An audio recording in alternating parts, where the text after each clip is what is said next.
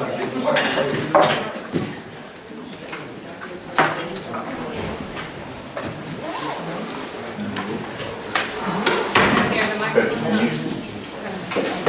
you. Saving energy all the time. Okay, thank you. Good morning. I welcome you to the April meeting of the Policy and Implementation Committee.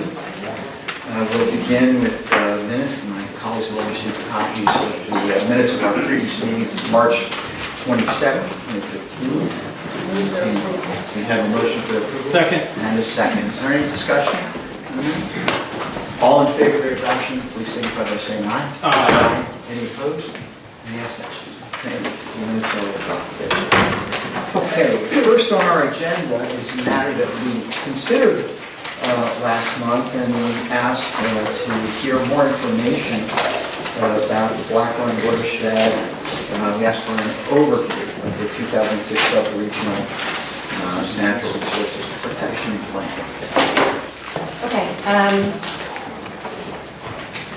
Everyone's read the plan now? Those of you who hadn't read it before? Right? I know I did. It's Yeah. Gripping So- reading. We decided at the last P&I meeting that we need to take sort of a step back. Some commissioners were involved in the development of this plan, some were, so that everybody could understand sort of how we got here, who was involved, what the process was. It was a lengthy process. So I think Paul's going to sort of start where we left off and then take the big step back and go over how we got here. Thank you. Good morning, Paul. Good morning. Morning, everyone. Today, we're here to talk about the Black Run rule again. So last month when we were here, we spoke about several options for addressing the Black Run watershed and adjacent areas of high ecological integrity. The first thing we spoke about was option one, which is to do nothing additional, to leave the area, a rural development area as it currently is. Just to continue to rely on the CMP and local ordinances for adequate resource protection. This would be things like the CMP's density restrictions for rural development areas, as well as mandatory clustering provisions in the CMP. The second option we spoke about was the option to expand the existing forest area that is to the southern area of Evesham Township. This would entail redesignating approximately 4,000 acres from rural development area to forest area. And we would anticipate that the permitted density within the new expanded forest area would be somewhere around 1 dwelling unit per 25 acres. This is what we suggested the new expanded forest area might look like. And there was a third option that we discussed as well, and that is expanding the forest area and at the same time authorizing a new pilot program. So again, we're talking about changing 4,000 acres from rural development to forest area, lowering the base density to 1 dwelling unit per 25 acres, and authorizing a new off-site clustering pilot program that would allow sewer development to occur in an area that is more appropriate for that kind of development and that kind of density, while at the same time conserving area land in the designated conservation area, which would in this case be the 4,000 acre expansion. So on this map you can see the proposed new forest area, again just a general rough shape, as well as one potential location for the designated development area. This right here is the designated development area, and again this is the forest, the expanded forest area. So last month there was some concern that that we had not adequately explained the Medford Evesham plan. Its full title is a Sub-Regional Resource Protection Plan for Southern Medford and Evesham Townships. It was adopted in 2006. thought it would be helpful to talk about who was involved in the process. To begin with,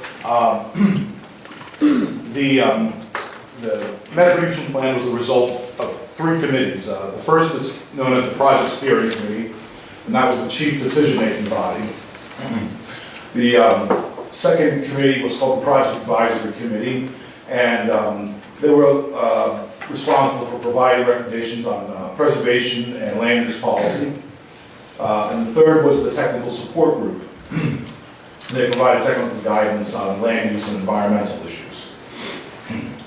The Project Steering Committee was made up of 4 members representing Evesham, Medford, the New Jersey Department of Environmental Protection, as well as the Pinelands Division.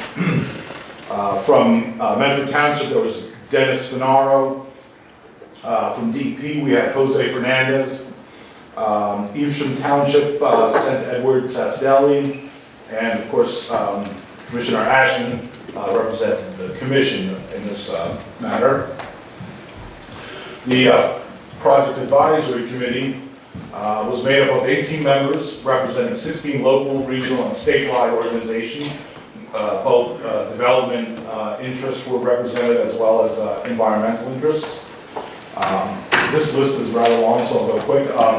Gina Berg from Burlington County, Salvatore Cardillo from Evesham, Hank Cram from Medford, Kathy Crows from New Jersey Green Acres, Bill Dalton from the New Jersey Concrete and Aggregate Association, Julie Gandy from Burlington County, Gabor Grunstein from New Jersey Farm Bureau, John Hooper from the Builders League of South Jersey, Ann Heasley from the Nature Conservancy, Rob Hofstrom from Medford Township, Richard McDonald from Hocus Conservancy, Carlton Montgomery from the Pinelands Preservation Alliance, Lou Nagy from Medford Township, Mary Pat Robbie from Burlington County, Steffi Faro from Evesham, Barbara Rich from the Association of New Jersey Environmental Commissions, Lee Snyder from the New Jersey Sierra Club, and George Youngkin from Medford Township.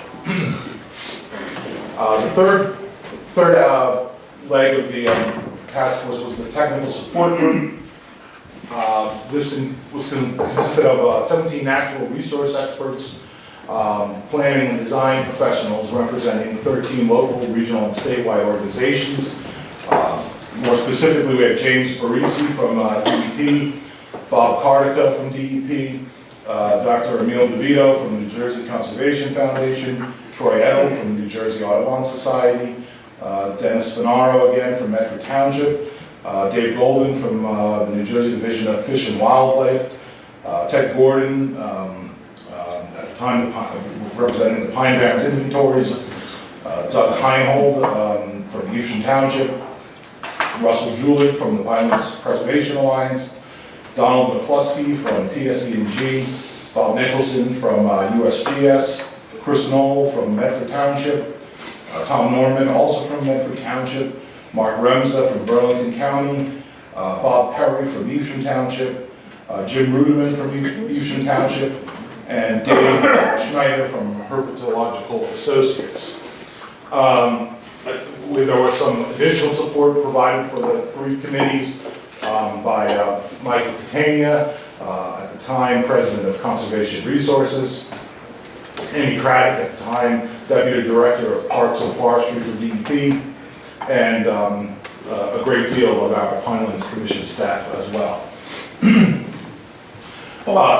Yes? Who funded this study or this program? Well, No, it was a grant. William Penn, William right? Penn. Mhm. And do you remember how much they? I could look that up, I think I have that here with me. It's been a lot with all It these was, experts. yeah, it was quite a bit, and Michael was the facilitator, he was hired to oversee the project. And do they? I don't know who wrote the grant. I guess someone from the staff wrote the grant. They have certain guidelines for who they approve grants for. I mean, it has to be a project that it has great merit, I would think. So I think that's worth noting that William Penn, which is a prestigious foundation, supported this effort. yes, indeed, that's correct. So let's see, the task force that worked on the Medford Evesham Plan looked at the area outlined here in red. And that is what they call the project area. It's approximately 23 square miles. And you can see that this is most of the same area that we were talking about last month. It includes a large portion here in Medford Township that we did not explicitly discuss, but was part of the consideration. The task force decided early on that their regulatory policies should address the following issues. First, the existing infrastructure in the area is limited and would not support extensive future development. The remaining undeveloped parcels are under active consideration for development and in various stages of that process. The existing zoning does permit additional development, and unfortunately that development is likely to occur in a scattered fashion. And fourth, scattered development will fragment undisturbed forest communities and threaten characteristic Pinelands watersheds. The conservation efforts the task force felt should address the following other issues, additional issues. Several watersheds in the area exhibit undisturbed water quality characteristics. Where water quality is declining, it is due to development disturbance. Limited surveys have been undertaken in the area, and they indicate that the area contains suitable habitat for rare plants and animals. Uninterrupted, undisturbed forests help support rare plant and animal populations, and connections between them help to maintain biodiversity. And areas most distant from disturbed lands have highest water quality and greatest amounts of undisturbed forest cover. So keeping these 8 or so principles in mind, the task force came up with their objectives. First on their list of objectives was to protect important natural resource values, including water quality within the project area. Number 2, to promote less land consumptive land use patterns, to reduce forest fragmentation and lessen the cost of municipal services. Number 3, to encourage land stewardship practices that further conservation objectives. 4, use a variety of regulatory and non-regulatory techniques to balance conservation and development objectives. 5, accommodate future development within appropriate areas. 6, reduce the nonconformity between existing developed areas and municipal zoning policies. And number 7, to provide greater predictability in the development permitting process. So the task force sought to apply these objectives to 8 different areas. And so it's a bit confusing because some of these areas are one area, but they are geographically distinct. But in any case, you have 1, 2, 3, 4, 5, 6, 7, and 8 over here.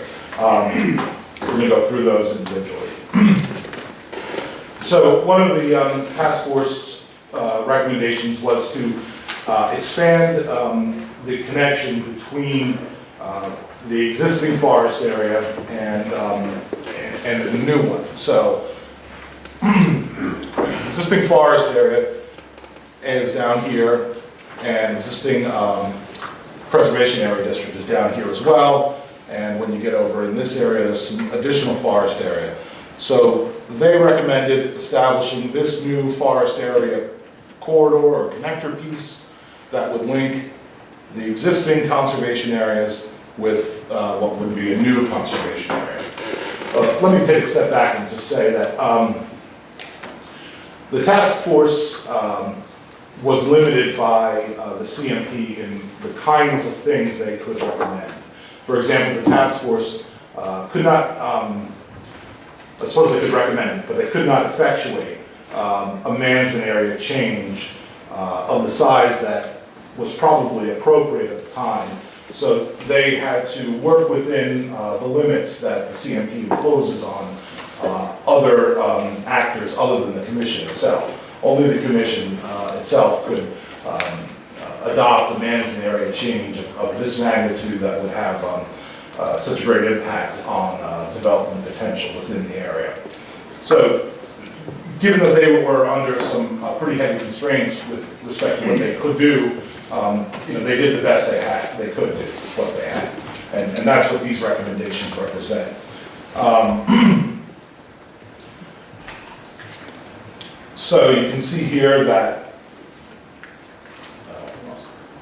pardon me. There we go. Here is the expanded connection piece. You can see it's linking up with existing forest area here, existing forest area here, preservation area district, and then special agricultural production area and an agricultural production area. And it does create a forest corridor, something like this.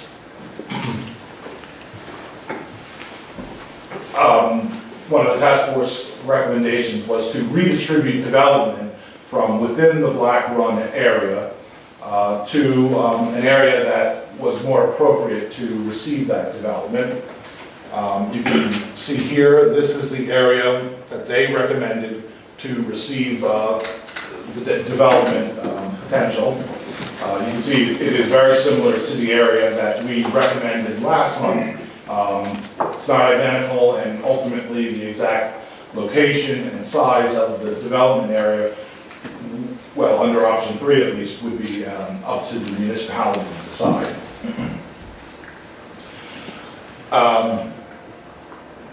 They recommended that development that would occur within the Black Run South area, that's this area here, which includes the headwaters of the Black Run itself, that development should be clustered. And the CMP would require that now, anyway. They also recommended that any development which occurs within what they call the time of connector parcels be clustered as well. And again, the CMP would require that today. The Black Run North area, that's this area here, they recommended reducing development potential in the area by reducing permitted densities. If you'll recall, this is the area that is, this portion of the Black Run is very wet. They did recommend some other regulatory tools be implemented. The first of which would be to modify threatened and endangered species survey requirements. Essentially, the idea was that surveys would not be required for development within the development area unless a site visit demonstrated the presence of threatened and endangered species. They recommended on-site clustering be required within the development area. Sorry, and again, that would be required under the CMP as well today.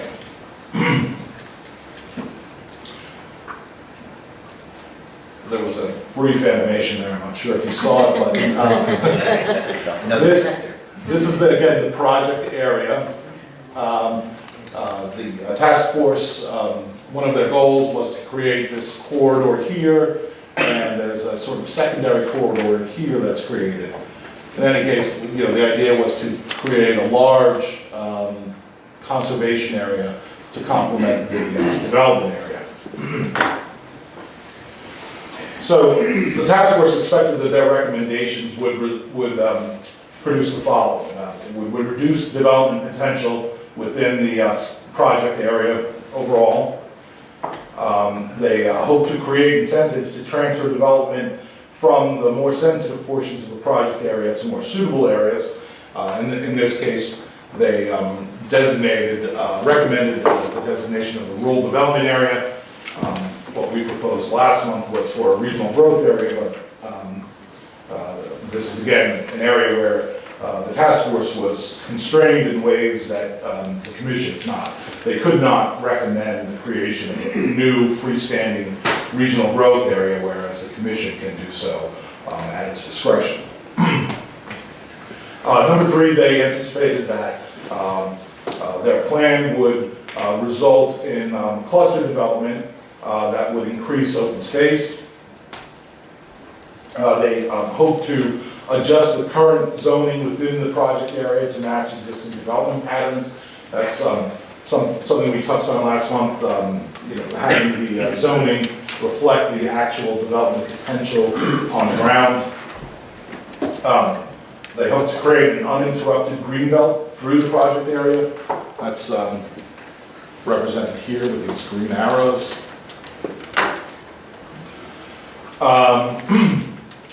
They also recommended some other things. It was a very comprehensive report. Under the rubric of stewardship, the task force recommended that backyard habitat protection plans be developed and distributed.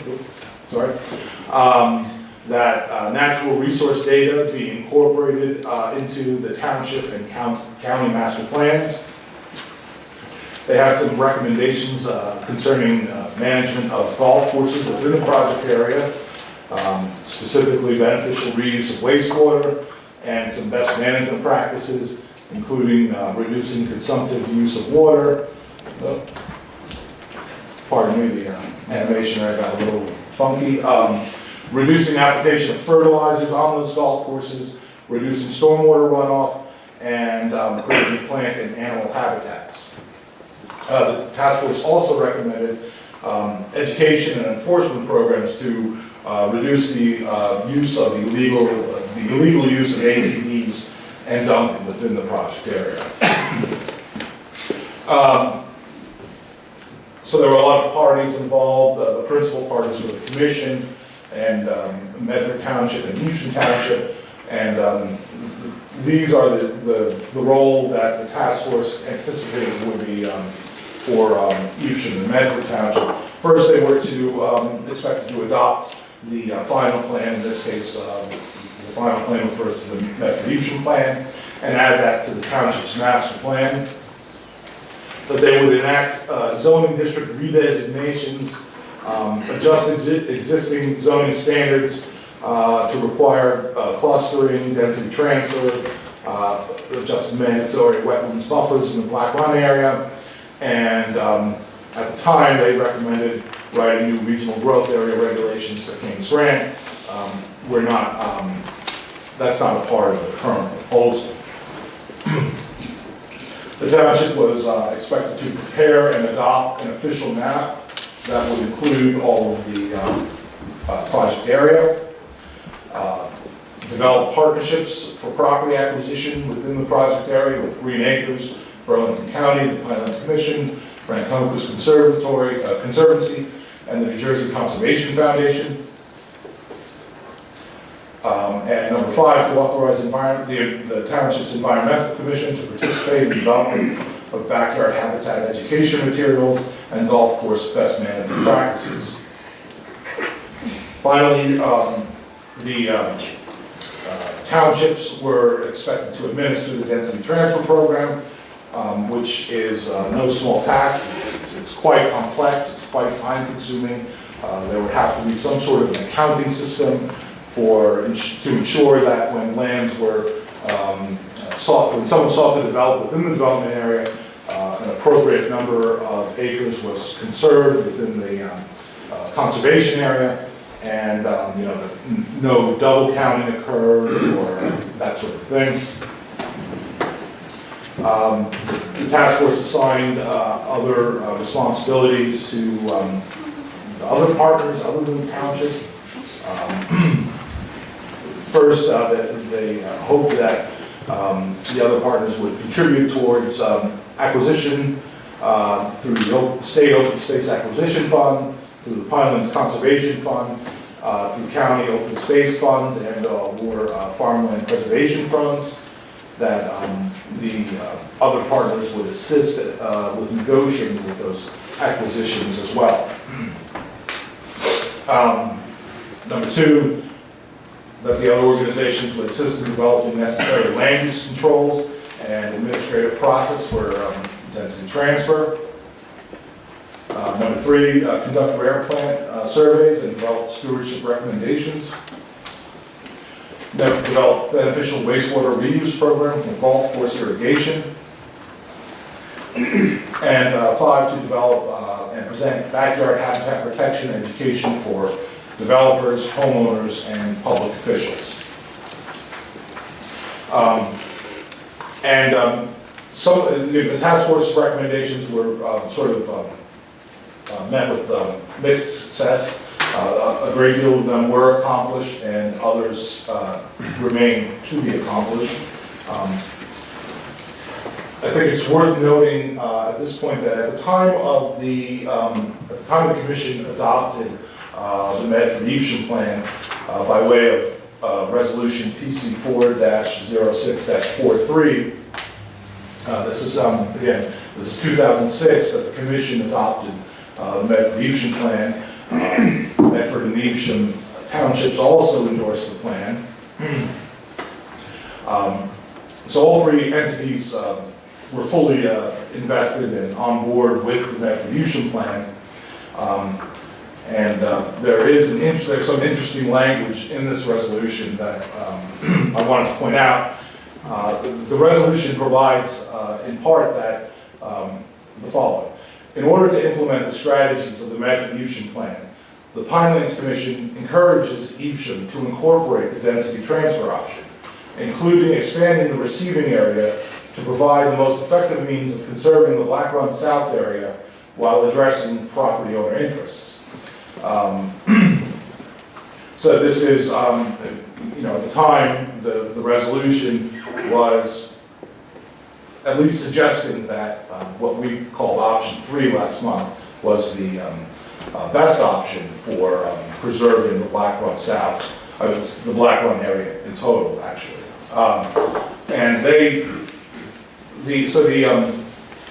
The receiving area or the development area recommended under the Medford Evesham plan was around 80 acres. They're suggesting here in the resolution that it be expanded. In one of the appendices to the Medford Evesham plan, actually it's appendix 2, there is a somewhat lengthy discussion about what the appropriate size of the development area should be. They recommended increasing it from 80 acres to closer to somewhere around 130 acres. If you'll recall, last month we suggested that that area might be expanded further to somewhere around 175 acres, in part because we are recommending a larger forest area expansion than the Medford Evesham plan recommended. That in turn requires a slightly larger development area to offset any lost equity for the property owners in the conservation area. So that's an overview of the Medford Evesham plan and what it recommended, who was involved. If there are questions, I'd be happy to do my best to answer them. I'd just like to add a couple of things. One is the facts of that whole study were, among others, that the water quality was good and sometimes excellent and needed to be protected because development was taking place sort of irrationally. The other interesting thing was that it was the first time as a commissioner I had ever heard anyone really talk about the endangered flora along the road. And that was a big part of the discussion, was that Gordon was on the commission and able to talk to us about the endangered species that were on the roadside and how to deal with that. We've since talked about it a lot, but in any case, that study was one of the first times it came up. Thank you. Thank you, Commissioner. Yeah, that's correct. The report is very detailed and suggests a wide variety of techniques to better protect the Black Run area. Paul, the option 3, is that with the on-site community septic system? Well, that would be one of the possibilities for providing wastewater infrastructure to the development area. And how large is the development area now? With about how many build-outs? Well, what we recommended, the area is approximately 175 acres. If an on-site treatment plant were constructed to service an area of that size, we would anticipate that the plant would take up approximately 5 acres of the 175 acres. Because I'd like to go on record as I'm not really in favor of that. This could be a time-consuming project where the development takes many years, and the funding from 2 different townships with an on-site community wastewater, I don't have a lot of confidence in that myself. Well, there are some other options that might be more appealing to you. One of the options would be to, within the rule proposal itself, allow for sewer infrastructure, sewer lines to be built through rural development areas to reach the rural regional growth area, and to deliver the wastewater from the regional growth area to probably To King's Grant. No. Well, To the sewer plant. right. Which, yeah, right. So, Is that a package plan at Kings Grant right now? Kings Grant has its own plant, Yeah, and it wouldn't go there. they recharge it actually just on the north side of the Black Run. But Evesham also has a township-wide system, and this would connect to the township-wide system, and there's plants very close to Route 70 is where their sewage treatment plants are. It wouldn't connect to Kings Grant. So it wouldn't go. Now, Kings Grant stands alone, Evesham has another system, and that's where it would connect. Or the closest option is obviously to connect to Voorhees. That involves a lot of politics, I suspect. Is that viable? What? To get the communities together? I think that would Well, I work. think the most viable is probably the connection to the Evesham system. The most sensible is to connect to Voorhees. I don't have much faith in this one. It's not just 2 communities, it's 2 counties. So you have 2 different water quality management plans and 2 different townships. Does that mean it's impossible? I have no idea. We have not explored it.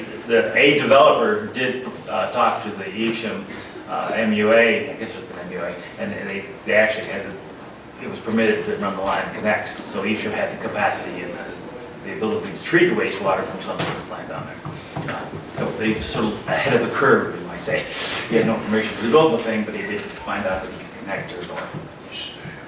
Larry, has there been build out in that section that belongs to Samuel? But the other thing, a few years ago when we started talking, Samuel's had a proposal in. Yes, I remember that. We saw the proposal and it's something that it's horrified, to be honest. It was so extensive, even with clustering.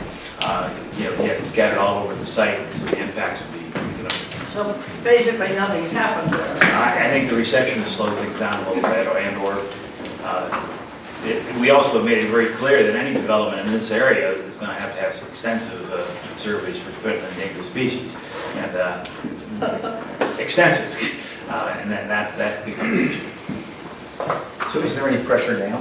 Not right now, no. But there's hardly any pressure anywhere in the Pinelands right now. Is there an idea of how much T&E there is in this sending area? Well, surveys have been done around the edges, and they found pine snakes quite a lot, and then down at the sanctuary, rattlesnakes have been found, and so we at least know from select surveys that there are the presence of those 2 endangered snakes. Oh, sorry, in the receiving area, I said sending. Oh, In the receiving area. in the receiving area? Oh, no. No. No. No surveys at all down there, so we don't know. It is next to, you saw on one of those, on Paul's slides, the presence of Voorhees right there with all that development there. And the receiving area or development area, whatever you want to call it, the Medford Evesham Task Force did look extensively, those large groups of natural resource experts that you saw. They took a good solid look at that. They were trying to find the most appropriate area where you could transfer development. And it was, as I recall, unanimous that this was, on the edge next to existing development, that was the most logical place. I mean, of course, you may still run into issues you don't know until you're out there. It's been 9 years since they looked at it. And it's been a while. But that was, pretty much the only place they could find that it made sense, that everyone really agreed it should go there. And there's some disturbance just to the north. I don't know if you can see on the map, there's a white area, that's old Evesham landfill. So, that is also fairly close to the border with Voorhees. Yes, Commissioner. Paul, there were a number of things that you listed up there that the commission was going to do and the townships were going to do. For example, number 3, the township was going to prepare and adopt an official map.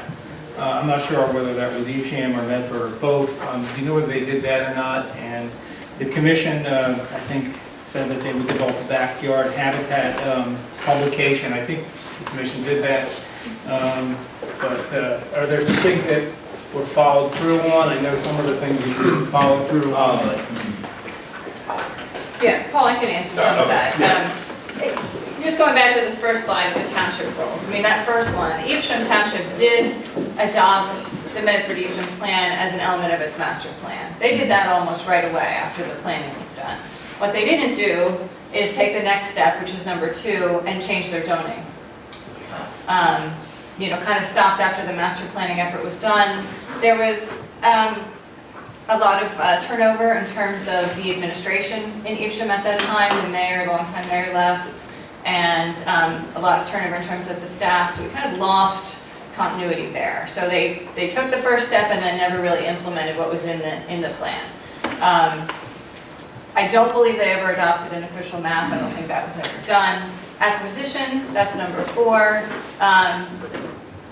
Again, we were in this sort of transition period with the Evesham administration. The township itself, back in the late 2000s, didn't really do a lot of acquisition. The commission did. The commission funded a number of acquisitions through the Pinelands Conservation Fund. With nonprofits. Right, working with the Rancocas Conservancy, for example. Burlington County and Green Acres coordinated an acquisition of about 1,100 acres. So State and county. Right, so there were efforts going on, not necessarily on the township's part, but the other parties did some acquisition activities. Backyard habitat, you mentioned that was done, actually. That was a coordinated effort, and there was a backyard habitat plan put together. That part was done. We worked some, the commission worked some on, this says it was the township's role to do golf course best management practices. They did not do that. The commission put some effort into a beneficial reuse pilot program for golf courses. That kind of fell apart when there really wasn't a lot of cooperation from the golf courses. They weren't particularly interested. It would have cost some money. So that kind of got stalled. And then that last one is administer the density transfer program. That would only have happened if the township had changed its zoning and adopted the density transfer program, and they didn't. Can you go to the next? And then other partners, I mentioned number 1 with the acquisition. That has been with limited success, but there have been some acquisitions in the area. The commission staff itself did do number 2, which is draft ordinances and amendments for the township to consider, what it would take to amend their ordinances to implement all of these recommendations. The ordinance amendments are complicated. I mean, Paul showed you some very complex mapping. And so you can see, or you can guess, that the underlying provisions would also be pretty complicated. There were downzonings in the area, there were new zoning districts created, there was a very complex system of who could transfer density where, clustering provisions, all kinds of things. It was quite complicated. So did we then come up with a density transfer system? Well, we did the first part, which is writing the land use regulations to do it. The administrative process, that would have had to have been done with Evesham Township's cooperation, and at the time they weren't, they were kind of, they were on hold. So you had mentioned that one. And And that's actually important too, and now we're talking about what can the commission do to implement a lot of what's in the plan, and so our option 3 is, I would call it a simplified version of this density transfer program that's in the plan, but it is still complicated. You are still dealing with a number of different property owners. The township's going to have to play a role in helping to administer that, and clustering and transferring, and it's not an easy thing. Even if we go the route of the commission authorizing it through a pilot program and the commission changing the CMP to do it, it's still going to be a difficult, I think, complicated program to administer. And a number of these other things were done too. I mentioned the beneficial reuse program, which at least we did draft, but we're never able to implement backyard habitat. That was done as well. So limited success. I mean, there were a number of things in a very complicated plan that were implemented. And I think where we are now is, the township, I don't think it's that they're disinterested in implementing what's in here. It's just very difficult. I think they're at the point where it's perhaps time for the commission to say, well, what can we do to implement what's in here? Mandatory clustering, as you know, in the forest and rural development areas, that's something the commission adopted Pinelands wide. That came after the Medford Evesham plan, and it has helped. Evesham has adopted mandatory clustering provisions, which help somewhat to accomplish the goals in the Medford Evesham plan. But in order to go further than that, and create this large forest area and really protect a large, 4,000 acres we've been talking about, that's really something only the commission can do, this large forest area. The township doesn't have the authority to do that. They would implement it if you were all to adopt it, and then Evesham would have to implement that through its own ordinances. But so we've been kind of stalled for the last 5 or 6 years. Evesham did a few things, the commission adopted amendments that have helped, we did some acquisition that has helped, but we're still in the position where you have a lot of vacant land sitting out there that's vulnerable. We don't have applications pending today, but we could tomorrow. Someday they'll come in. So we're trying to kind of get ahead of that and recommend to you an approach that we think would make some sense. Just 2 footnotes I want to make to what Susan said. The beneficial reuse takes a CMP amendment. That's the reason she mentioned a pilot program, because it's essentially a sewer facility in a rural development area. And that's not permitted under the current rules, and so that's the reason we were approaching that. And we had DEP support. The golf courses weren't interested, so we really didn't have a willing user, a partner. So we didn't go ahead with it, although we thought it made a lot of sense, to use either treated wastewater or something in those golf courses. The other thing I want to mention is acquisition here is probably the most expensive place in the Pinelands. And I was speaking to PBA after the last presentation, and their preferred alternative, it is on our list, would be to buy the whole area. And we support that, so let's do that. That's option 4. That's option 4. It's what cost. It's really expensive. We just don't, yeah. So, but I wanted to make that's important, because, even the acquisition we did, it tends to get pricey very quickly. Can I go back to your first point? You said that since the golf courses aren't interested, can I understand then that the plant we'd be talking about would only be to serve future development in that proposed regional growth area? Well, the idea is the King's Grant plant does create wastewater, and they actually built new lagoons recently, and through an MOA, by the way, a ways back. But the idea would be to tap some of that flow, and I forget if there's 2 golf courses or 3. There's one in King's Grant, and then there's one to the south. There's at least 2 golf courses, and the idea would be to tap it into them. And DEP had all kind of regulations to make sure it was safe, that there weren't any bacterial problems or anything like that. So they had extra things you have to do if you use it for beneficial reuse. But there was no interest in it, perhaps because there hasn't been a drought since then. If we get a drought and DEP turns off the wells, which it may or may not do, that's one of the places it focuses on. It focuses on car washes and golf courses, I think. They may change their mind. So it might change your mind, but the problem is it's going to cost money to get there. I mean, you have to pipe the wastewater there, and that's not exactly cheap. We tried to pursue that. There's a Buena Vista Country Club we looked at down there with the Buena sewage treatment plant. They didn't want to pay for it either. So there's a real issue of paying to get the treated wastewater there, and it just hasn't worked out anywhere. We've offered his ideas. We tried to say we worked with people, because it makes a lot of sense to us. Why use the clean for Cohansey when you can use this water, which also has some nutrients in it that can help the golf course. So, I mean, somewhere we have a file, the whole thing, the draft rule, the pilot program, et cetera, we have a partner. Commissioner Pimenta, I was going to follow up on the concern you raised about the delay if the development of this plan on that site might take more than 5 years. And, well, as a result, you don't think this would be effective in blocking development that I think the plan is good. I'm not in favor of the on-site community septic system, because I think if this plan, look how long it took for the first plan, and it really never got traction, right? The Evesham Medford plan. They just kind of stalled. I don't think development's strong. And if you put a plant where you need a lot of money and a lot of funding, and you need a lot of engineering, and you need a lot of trenches, and we've seen all that could go wrong. I'd rather, if you could make this plan hook up into an existing plant that's working, then I'm okay with it. That's the only. Avoid any septic. Yeah, I don't like the on-site community septic. I think that could be a disaster with a long plan that, with funding and townships involved, or different townships. I see. I should mention, no developer has ever proposed an on-site plant. They would far rather hook up to somebody else and let them take care of the wastewater. But we have a problem, and the best place to put the development seems to be, where we've centered it, both this plan, and we sort of concur in that result, and that means you have to get it somewhere. And to get it somewhere, you're probably going to have to go through rural development, and that means it has to be a part of the pilot program that enables it. So we have to say, we're going to create a development receiving site. We're not going to use PDCs. It'll look a lot like a regional growth area, but all the development will come from the surrounding area. It'll work exactly like the PDC program. It's just that, to get your rights, you'll have to go buy some land in the forest area. And then it'll transfer here, and the only way it'll work is with some kind of wastewater treatment. So either you go to Voorhees right next door, or you go to the north, and you make it up to the regional growth area in Evesham, which is, how far is it? Depending on the exact route, it's several thousand linear feet, so between 4,000 and 8,000 linear feet. So as much as 2 miles to the north.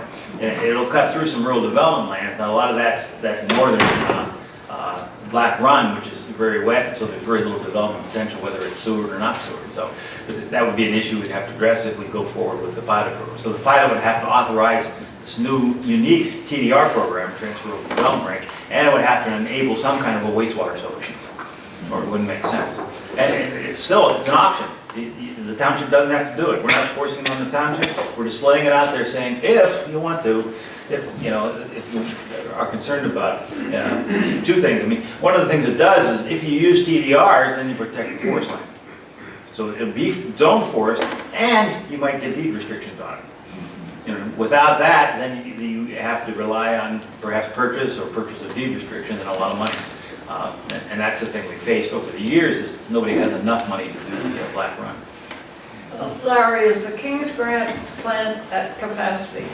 I don't know that as a fact. I suspect probably because We don't know? their original plant was treated, and then they had the issue of where do they put the wastewater, and they sprayed it in the woods, and I guess the water was so forceful it knocked the bark off or something. I mean, and it wasn't perking or whatever into the ground, and so they looked for some lagoons, and they didn't have any land for it, and so they wanted to move to the south, and that's when we got involved in that MOA that basically allows them to treat it. And I suspect they sized it at what they have, because they don't have any more development potential there. I was going to say, the King's Grant development itself is built out. But I don't know if it's built out, but it's pretty much. Well, yeah, it was done through an old waiver, yeah, and so it's a rural development area. It was a very large waiver in the very, very early days of the commission, so there's no more potential, right? There's no more potential. And there was some vacant land, but the township took control of it and deed restricted, and that's part of the protected lands you see on the maps there. And so any lands that were left to King's Grant are gone. They've all been deeded over and are now open space as part of the plan. So there's no development potential in King's Grant, I don't believe, other than maybe a house here or there, or maybe a wall out here.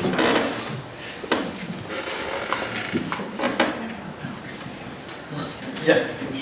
Does the plan that's before us today either dictate or foreclose either of these sewer options? No, it would allow any sewer option, and what Paul's suggesting is, sewer, a connector line's fine, an on-site plant, raises too many issues, at least with him, and that shouldn't be part of it. Yeah, we would have to spell out what the options are. We could say any option, or we could say only a connector, there'll be no on-site. That would be part of what the pilot program would enable, if Evesham chose to implement it. So Paul, I'm going to get back to what your concern is. It seems, I understand that we're sort of, it's open to what we're doing today. Do you want to, I'd like to make it more restrictive. yeah, more restrictive and dictate one or more of the sewer options right now? I would, because it would have to go to the full commission, right, to move forth. And I'd probably raise that objection in the commission meeting that I just don't want to get into another thing where we have to go through engineering and the problems and creating another future problem. So I would like to do it with some kind of pilot program, running a line through an RD if you have to. I want to make sure that that's okay with the rest of the commission, if they think that they could stomach that. I have a question about the amount of wastewater that would be produced from this area 5. I mean, has that been studied, how many gallons of wastewater, and whether a package plant could conveniently handle that much water, or whether a pipeline would be more appropriate? I mean, there's a cost either way. Who's going to pay for that pipeline from this site to Evesham sewage plant? So there's two costs. And the developer proposed it, he said he'd pay for it. And just roughly, I can scope it out exactly, you're talking 90,000 gallons a day. 90,000 gallons a day. If we did what was in the proposal, basically transferring all the development potential from the old rural development area to the site, and then making the old rural development area a forest area. And it's roughly, what, 300 units? Yeah, somewhere in that. Yeah, that's roughly 90,000 gallons a day. Which would be, I don't know, that's not a huge amount of wastewater. It's not a baby plant either. Capacity of the package plant is I don't know, I think you could build a 90,000 gallon a day plant. That's where we did the estimates, that's where we came up with the 5 acres. You need land for the plant, and then you need recharge, because it has to be recharged, it can't be put in the stream or anything like that. And you're also talking about 300, I guess, housing units. This would be a commercial area. There might be less housing units as a result of stores and malls or whatever would go in that area, or not? Probably not. This would be for residential Just development. residential? Yeah. Okay. I mean, it's along the highway. Isn't it along the highway? It doesn't quite make it to 73. It's like a half mile, something like that away. So it probably wouldn't connect there unless that was part of the deal with, and I'm not sure if the people in Voorhees there are going to be real keen on having the people exit that way. So they probably have to exit to the north, even if the sewage went west. 11th, third generations. That's- And we not. I think if we had to all estimate whether this was going to occur or not, we'd say, I mean, I'm talking about the development, probably not. But if Evesham wants to do that, and if, and the plus we see is that it gets all the development out of the forest area. It doesn't leave the scattered clusters that would be permitted under just that. And secondly, it manages their wastewater, it gets the wastewater out of there if you like. And thirdly, it preserves the forest area. So it has some merit, even Well, if it's... I'm not saying it doesn't have merit, I'm saying it would be right where it were. But if we make it forest area, we've done our step to protect the resources, and then if this gets done or not done down the road, That's true. that's, Local government. yeah. I think that's the best part. Yeah. I'm thinking about 90,000 gallons of wastewater a day. That's the number you use. Isn't that like maybe 9 swimming pools, or depending on the size of the pool? I don't use swimming pools, so you can measure.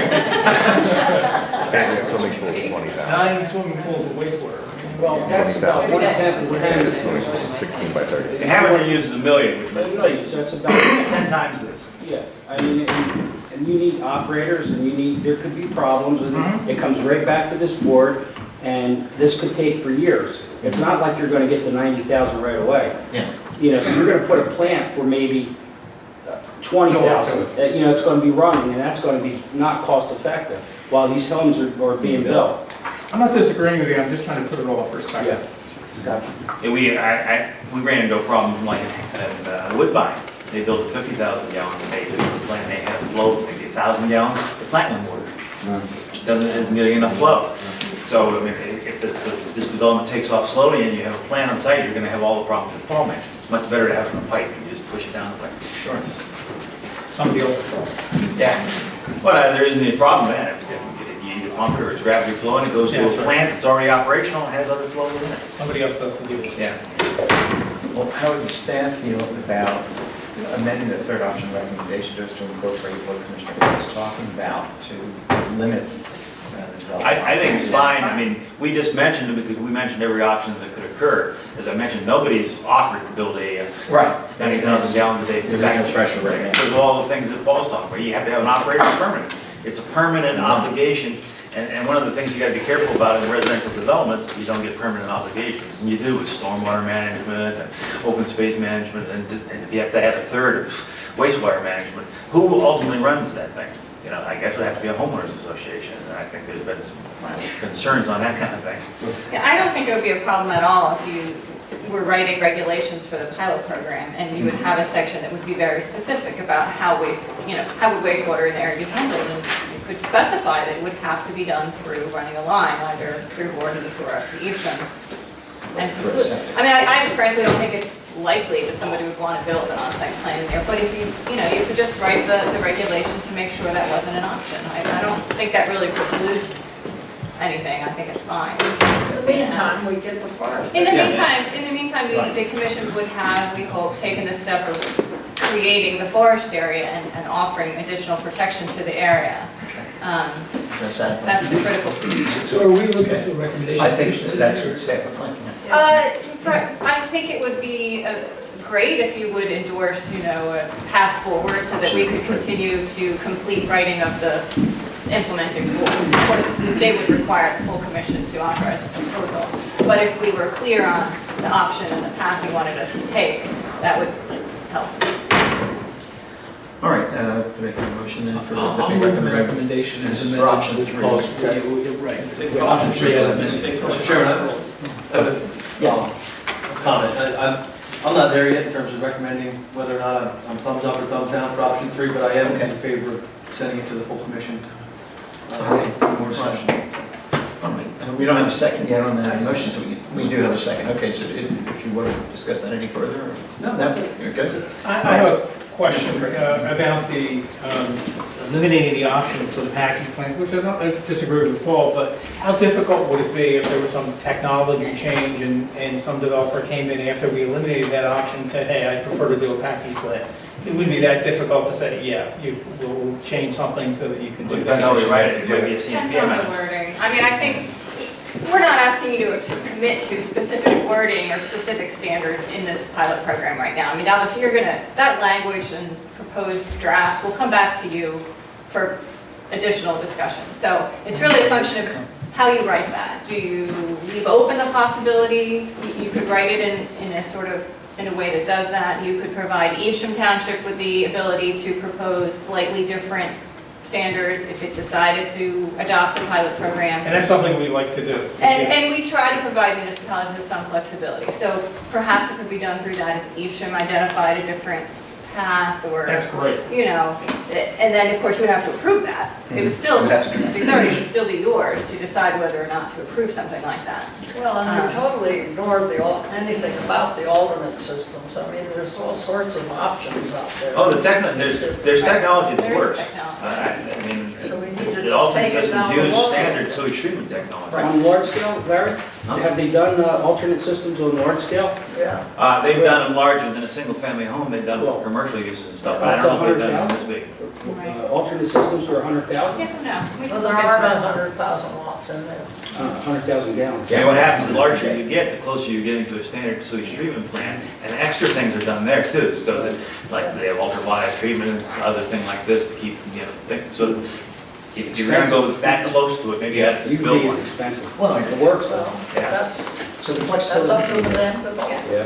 Yeah. I think through all this with the pilot program, Evesham Township, should they choose to do it, they will have some flexibility in the details of the program, exact boundaries of the area, sewer, different options. And they'll have to adopt something that you will have to approve. So, you'll have many opportunities to look at what Evesham's doing and decide whether it's enough or you don't like, maybe they've gone too far. That would all be done through ordinances and the conformance process. You'll be seeing this many, many times. Thank you. Right, any other commissioners? I would just comment that it's really nice to get back to planning. It is. All right, all in favor of the motion, of course, for recommending option 3 to the full commission, please say aye. Aye. Any opposed? Any abstentions? Okay. All right. Unanimously. Thank you very much, Paul. Appreciate that. Okay, next on the agenda is discussion of the Commission's Threatened and Endangered Species Survey procedures. Okay, this came up at the last PLI meeting about the use of the consultant, or the commission having their own consultant to do T&E work. I think it was Betsy who tracked down the last time, or the first time, or some other time when we discussed this, and those minutes were in the packet, and they're very informative. And I think we said when you brought it up that he's been bringing it up, and in fact, we've been discussing it. So if you looked at those, I think it outlined the issues that were raised, and I'm sure they're still the same. I'm happy to discuss them. I mean, there are concerns and issues associated with doing that, both with regards to finding a consultant who'd be willing to work for the commission, because then they can't do any other work really and come before us. And that always creates problems, big problems. And then we're supervising our own consultant, and we're now double checking their work in another way. So it's not as simple as it might have initially seemed, but we're happy to discuss it and see if there's some path forward. I don't know what all the details listed in here. So. Commissioners, want to raise any questions about it?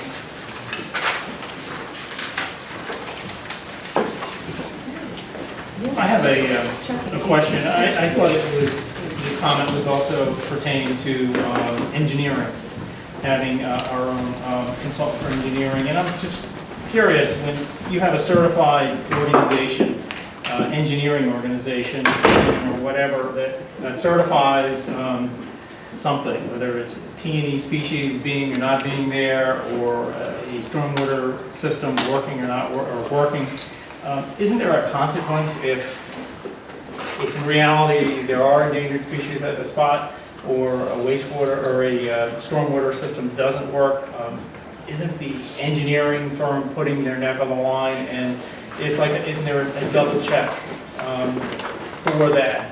Can't the public come in and say, you know, you were wrong, and are there consequences to that, or, you know where I'm going? Right, well, with an engineer, a licensed professional engineer who uses his seal on anything he does, there are clearly consequences involved. There's a board that oversees them, so that's clear.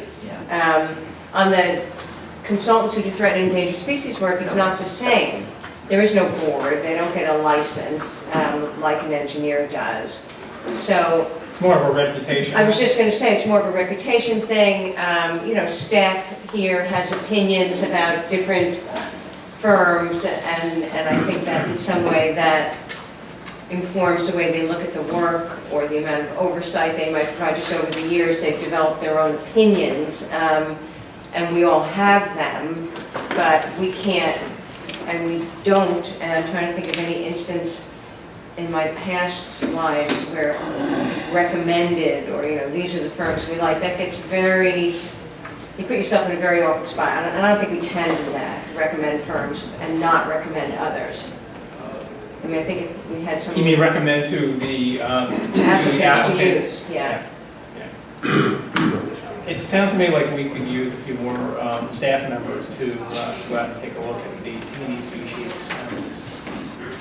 Yes, I echo your comment earlier that, you know, the best of the best are going to decline to work for the Pinelands because they're going to lose their clients elsewhere. Right. And so what are we left with? You know, the second team. Yeah, the other concern for me is if you have dueling experts. Well, I was going to say that Comes in, too. And you even get then that what do we do? PEs. I mean, even with professional engineers, you get dueling experts. Yeah. There's always a little interpretation, even in engineering. I mean, we find it with stormwater, there's always that little, and then we're, you know, there we are. And that sometimes happens at planning boards or zoning boards in the municipalities, and they ask for their own consultants. I think with the escrow account, they can have that take place. So I don't know how often that happens, but it does happen occasionally. And I think the public can pressure the municipalities, perhaps through the zoning and planning boards to, get another opinion Right. under the circumstances. So I don't know how that pertains to us, but I guess. Isn't there, to some extent, in the integrity study, I can't remember how, what that Ecological. name was about. Integrity assessment. Couldn't we have enough information in there to at least raise the red flag? On You mean on the individual- methodology that might have been used for us to question that? No, on basically whether the area they're talking about is one that we really have a concern about. Well, Commissioners, maybe, I can see Chuck wants to answer. maybe I was just noting, back in 2010, I did a presentation to the P&I committee on how we go about this, Yeah. deciding which applications require a survey and which ones do not. And I don't want to backtrack over that unless commissioners want me to. But, but suffice it to say, it's a difficult process. I'll try to do just a very brief overview of it.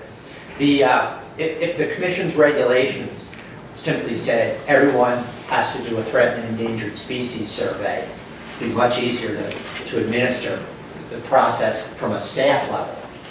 Or conversely, if the CMP took the position that the management areas themselves were a threatened and endangered species management plan and no additional surveys were required because land has been set aside for conservation purposes and land has been set aside for development purposes, that would be very easy to administer. So the most difficult way to administer the T&E process is what we currently do, which is on a case-by-case basis, and as applications come in, we review all the available information about threatened and endangered species, we review habitat, we review existing development patterns, and the development type that's proposed in determining whether a threatened and endangered species survey is required.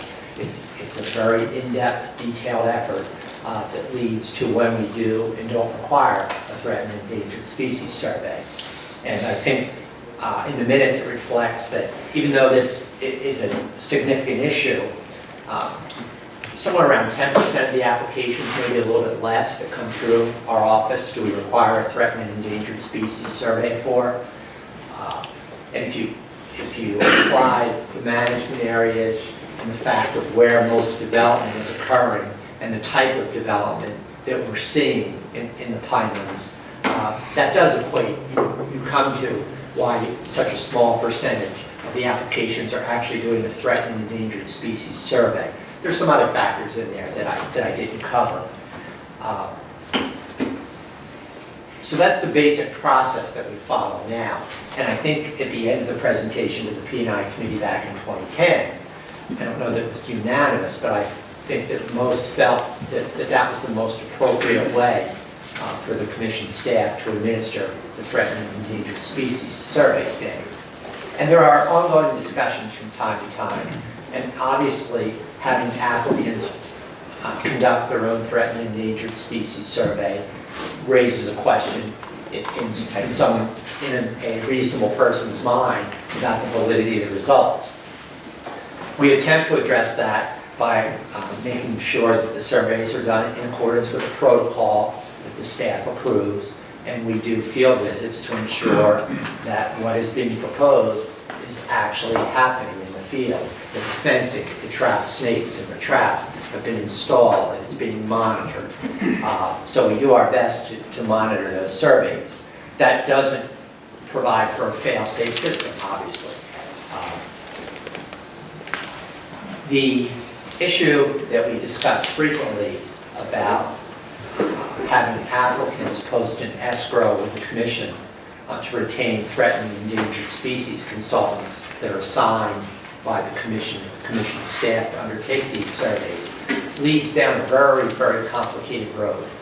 I'm not saying that the commission shouldn't do that if it's so inclined, but it leads down the road, first of all, coming up with probably regulations that specify who's qualified and who's not qualified to do these surveys. How do you preclude a surveying firm without any expertise, land surveying firm that wants to portray itself as a threatened and endangered species firm from a firm that truly specializes in it?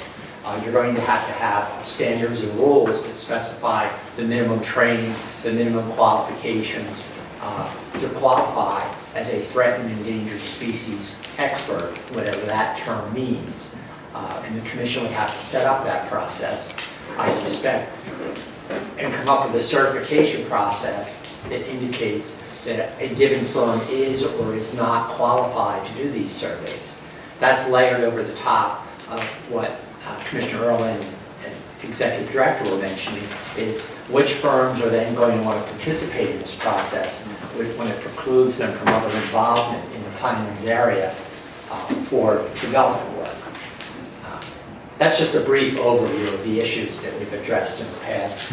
I'll stop and answer any questions that I can. I wonder if the Department of Environmental Protection has an in-house procedure What? that we could emulate? A procedure Or for... rely, or if they have their own capacity? So they have capacity, but the thing I was going to tell you is when they submit things to us on T&E, we question it. There's always room. Yes, they have more than, they're a bigger agency, they have more in-house expertise than we do, but... It's a similar process. It's a case by case. You hire your consultant, they're doing the work, you're submitting it to the DEP, they're reviewing it, and they'll have field staff come out and look at it. Isn't that what we need to do? If we have an application in front of us and there's a T&E issue and the applicant presents evidence, we have to evaluate that evidence and probably evaluate the expertise of the expert as well and make a judgment. I guess is the bigger problem though our hiring an expert to help advise us? I mean, is that the major concern here? And let me explain. I'm not sure I can fully understand. So may be hesitant to work for us because that firm then can't work for an applicant. Right, Why can't a firm? because that's a complex issue. Under, the state has adopted regulations with regard to contracting with entities to do work for the state that precludes their ability to work for others. So for example, they can't submit an application on a private developer, for a private developer here for the commission at the same time they're working for a commission. It creates not only an appearance issue, it also violates, if you look at purchasing of properties, ethics requirements for state vendors, it also violates their obligations under those conflicts, under those regulations. So you said at the same time, if vendor X works for us in 2015, could then vendor X work for an applicant in 2017, or is that vendor forever? Not forever. They would be precluded during the time that they're working for us. And it's the same conflict of interest analysis that we do for RFPs for requests for proposals now. When we seek to hire, for example, we hired an engineer to look at the Stafford Basin issue that we discussed with you a while ago. We had to run a conflicts check to make sure that the engineer that we're hiring didn't have pending work or intended to submit work in the near term. But once they stopped working for the commission, then they would be again able to submit something. That would be a good marketing thing for them. Right. Sorry. It would be a good marketing thing. point. I used to be the Pinelands guy, I know. Yeah. But would it also be a good marketing point that they need to work for the public entity, you know? For the commission, for the state, for the DEP. It seems like that could be a niche for engineers somewhere. I think there's that niche already. In other I think professions. you probably see same engineers, same T&E specialists, same attorneys coming for different type of applications when there's T&E involved, for the most part. You're probably seeing 60 to 70% of the applications have the same team, right? I think we see the same faces, yes, as consultants. Just a couple of random observations is that the number of firms that are exclusively threatened and endangered and not staff of civil engineering firms somehow related to a civil engineering firm in some capacity. There are very few that are purely threatened endangered species firms that we see. The other observation I wanted to make was that the real issue, as I see it, is how do you determine which firm is and is not qualified to be an expert, to be on the commission's list. That sounds like it should be relatively easy, but when it really comes down to deciding what are the educational requirements to be on that list, are there experience requirements? If I have a general background in herpetology, can I do a survey for birds? The issues that are raised when the commission's considering somehow certifying a list of threatened and endangered species professionals to do work, it's a significant undertaking. But I don't understand why we want to certify. It would seem to me if we want to do an RFP on a given application, say we're looking for this expertise, give us your application, apply for that, and then we pick one. Rather than, I agree with you, Chuck, I don't think I want to try to certify a list, because I think it gets very complicated, and I'd rather do But it. to do the RFP, as you know, we have to lay out very specific, that's a very tedious process, as you know. I mean, it's doable, but we have to lay out all the parameters, the expertise, and But would you have? But preferable to Nancy to try to do a certified list, that would give us, a list that we would use forever. right, to recommend to people, I'm not I'd suggesting rather that. do it case by case. Yes. I'd rather have more in-house expertise. That too. Yeah. I mean, certainly the commission. Not that I'm questioning what we have, it would just be nice to have more. Yeah. I mean, certainly the commission right now has the authority under its escrow provisions that if there was a specific case that you wanted, that you felt needed additional in-house expertise to evaluate the issues, that you can ask for an escrow. But I think the discussion that you're having today is more broad than that as to whether or not you wanted to have essentially a consultant on retainer. Is this issue before us because of a staff recommendation or a commissioner? Public? Yeah. Okay. Yes, come. Okay, thanks. All And right. you graciously said we would discuss it. Mark, I wanted to raise just one other issue. It applies to cultural resources as well. Right. The applicants hire experts, they come in, well, the same issues are there, maybe far fewer, but They battle. There's battles on that, Barry Brady was here for a long time, he was our expert, and the battles would always ensue. Dueling experts. Okay. All right, well, and there's any interest right now for any of us to recommend any change? Are there ways for us to use the expertise that might exist in some of the other departments? I mean, what's the process if we have an application and they've sent in a T&E survey, let's say? Is there a way for us to say to ourselves, I mean, I'm not sure I'll say it anyway, but anyway, there's a T&E person in DOT. There is. Run over by a king. Well, I mean, let's use the obvious choice. There are T&E people at DEP. In a very rare instance, if I called and exerted everything I had in me to get them to help me, they might. On a regular basis, they're going to tell me they don't have enough. Resources. They're overwhelmed as it is. No, I understand, but in theory, we should be able to call DEP and get somebody to come and review that survey with them. In theory. I think that What theory?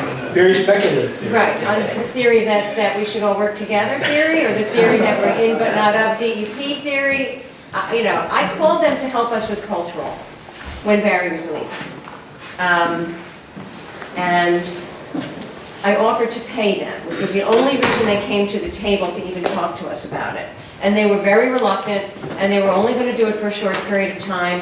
But then they made us aware of the fact that they had hired a number of cultural experts, and I had made you aware of this, for the Sandy work. And there was a state contract where you could get professionals And that's what we've done now, using someone they had used, and that's worked out really well for us. But we tried to get DEP to help us, and they reluctantly were going to do it, but not forever, and only a certain amount of time, and I had to pay them, even to get them to talk to me. So there's no sense of, we're all in this together, and we're going to help you, no. That's why I use DOT. And if they had somebody, I've never, maybe. But it has some potential. It would be nice if What there I'm was a trying to pool of say people is, that we all used, yes. if they have somebody that they use because they're building roads in the wrong place and all that, it is possible for us to get them. Well, My question is, does it raise conflicts that other things do? Well, from my perspective, the issue is not, do we have the expertise on staff? We have the expertise. I'm not I'll get to arguing your, that. we have the expertise on staff to review the threatened and endangered species surveys. In the regulatory program staff, we consult with the science staff as necessary. And on a rare occasion, when we come upon an issue that we need additional opinions, we will contact DEP and talk to their endangered non-native species program. So I don't think there's an issue of actually reviewing the work that's done. The broader question, the bigger question is who's doing the work? To start with. Correct. And how much time is spent in the field monitoring, which is a staff issue. Who's doing the work and can we trust it? I understand. There's a nag, some people have a nagging feeling that sometimes the consultants don't work as hard as they should. I'm just so tired of we're all broke and we can't do this, that, and the other thing. It drives me nuts. And now we're all broker Yeah. than we were when we first said we were broke. Candy just talked about an association with another government entity. How about the colleges? How about Rutgers University? That's where the specialists are frequently in endangered species or Stockton State. And I'm not sure that they're doing business with engineering firms.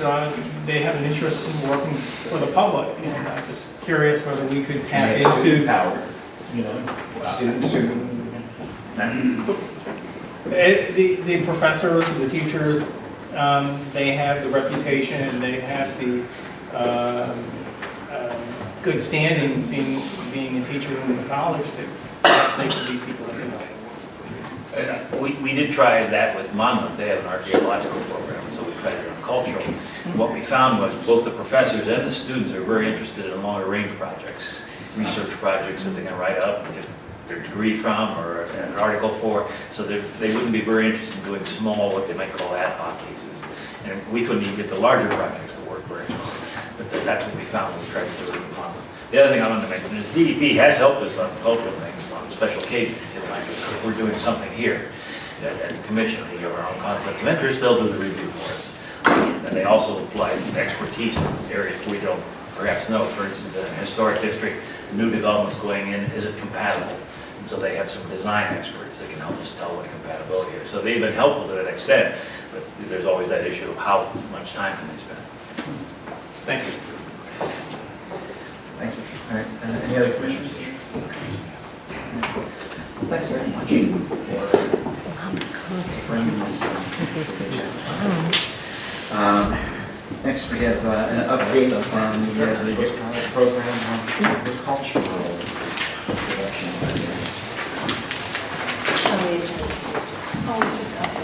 The pilot. We've started having discussions with interested parties. Susan and I had 2 meetings so far. We have more scheduled so that by the time the Ag Committee meets on May 5th, which is when their first meeting is scheduled, we'll have some it's May 1st. May 5th is the commission, May 1st. We'll be able to sort of hit the ground running with that. So we have been doing that. Okay. What's the date of that meeting? May 1st. May Day. May Day. All right. Any comments from any commissioners on that? All right. We're ready now for public comment. Oh, there is a sign sheet. Thank you. Okay. Attorney Curtis, this first on the list. We have a follow list.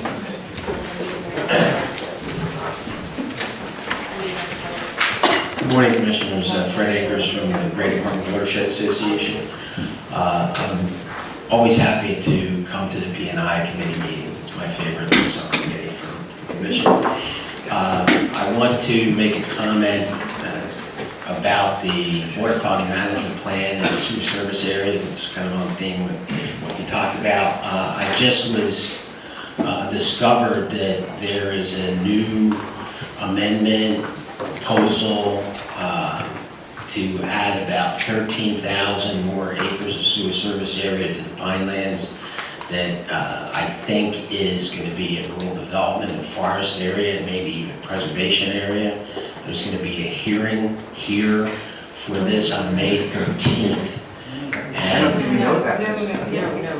No, we do. Can I just, before we, yes, these are amendments to the county water quality management plans and sewer service area designations that shouldn't have been made initially.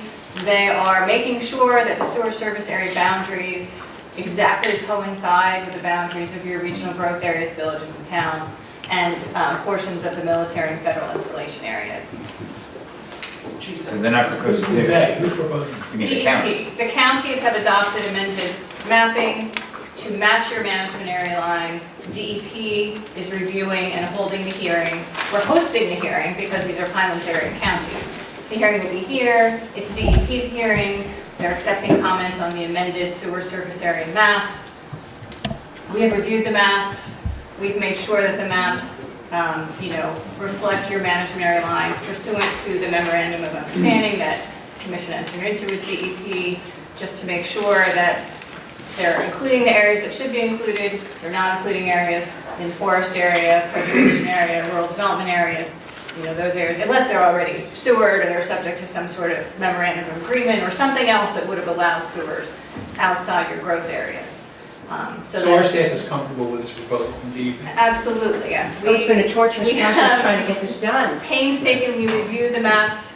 We have made sure that the lines all match numerous Looking at Paul times. DeSanto because he's been, Right. fighting this fight with DEP for. Yes, the sewer years. service areas are expanding from what DEP first looked at in the county plans, but that's because those county plans weren't done in the way that they should have been done initially to make sure the lines all matched your boundary. So some areas are being added, some areas are being removed, so at the end of the day, everything will To match. conform with our. Exactly.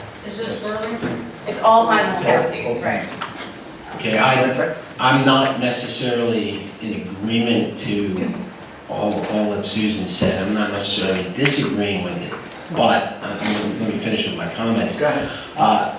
In the past, in the recent past, you all decided that it was going to help you protect the Pinelands from overdevelopment by adding tens of thousands of sewer service area to the Pinelands, especially in the Pinelands villages, so that in theory, I thought I understood what was happening. So in my mind, if there's a village or a town or regional growth area, those would be included in the sewer service areas, and regional growth, or rural development, forest would not.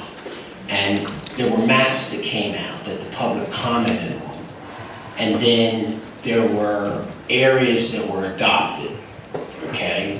Now, because of this new proposal that's up for public comment, so what I'm trying to understand. So I look at the Atlantic County map, the one that was adopted in November, I think, of 2013, and I see on there rural development and forest area is now included in the sewer service areas, and substantial acreage, just in Atlantic County, that wasn't on the maps that I commented on during the original round of this.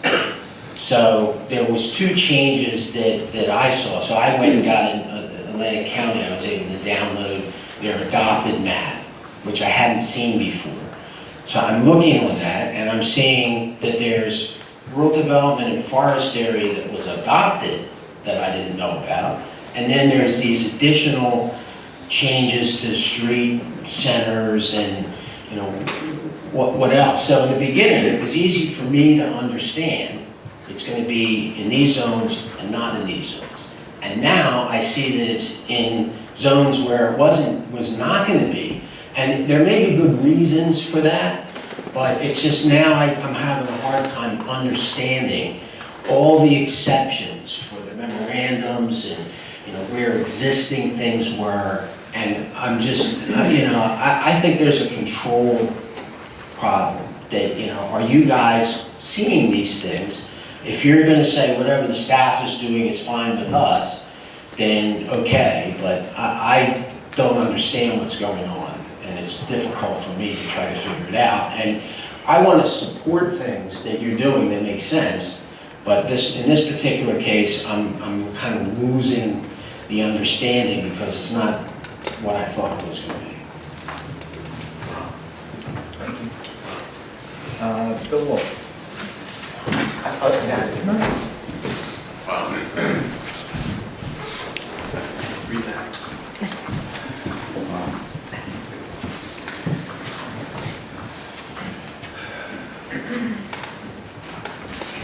Bill Wolf, Gordon County. Let's just say I was blindsided by that one. I was unaware of that process, and I am, historically have participated in how the DEP maps those sort of service areas and the criteria into which they're mapped. And the criteria have changed by rule.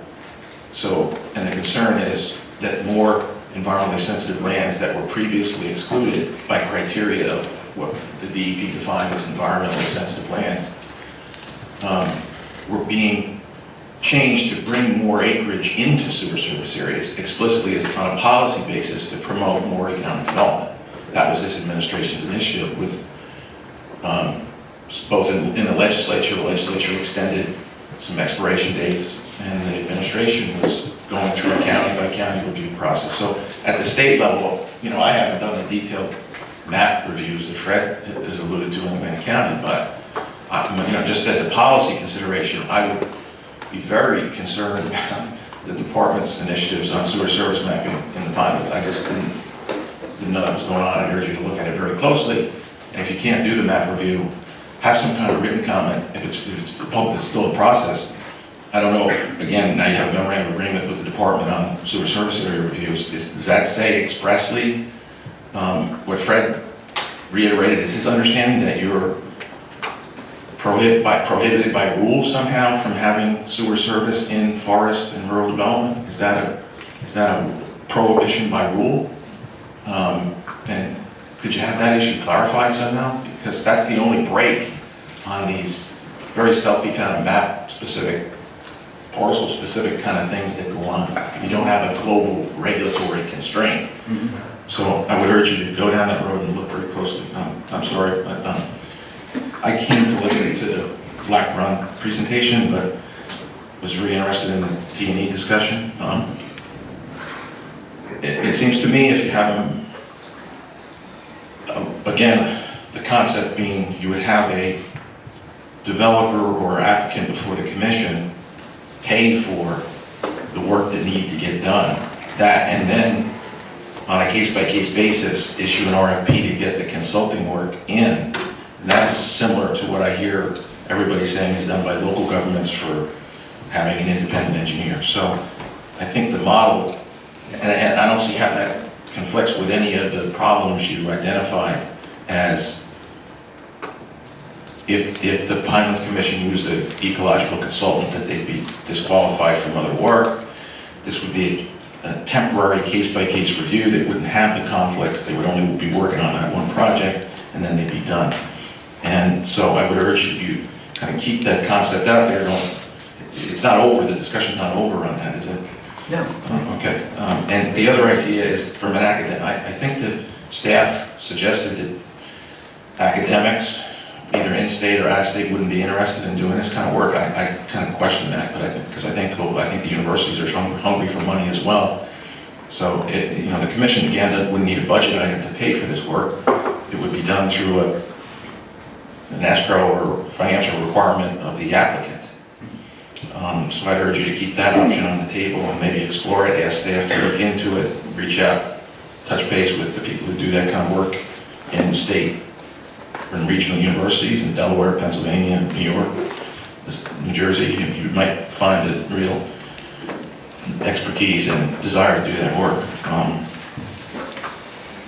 On the black run, I had a series of questions I was writing down as I was listening to the discussion, but from a macro standpoint, it seems to me that the history and the context, and I wasn't here then, I read the plan and I was listening to the history. It seemed that there were live development proposals that created a need to come up with a plan that would take the development pressure out of those sending lands and transfer it into receiving land. Now, that was in 2005. The market is completely different now.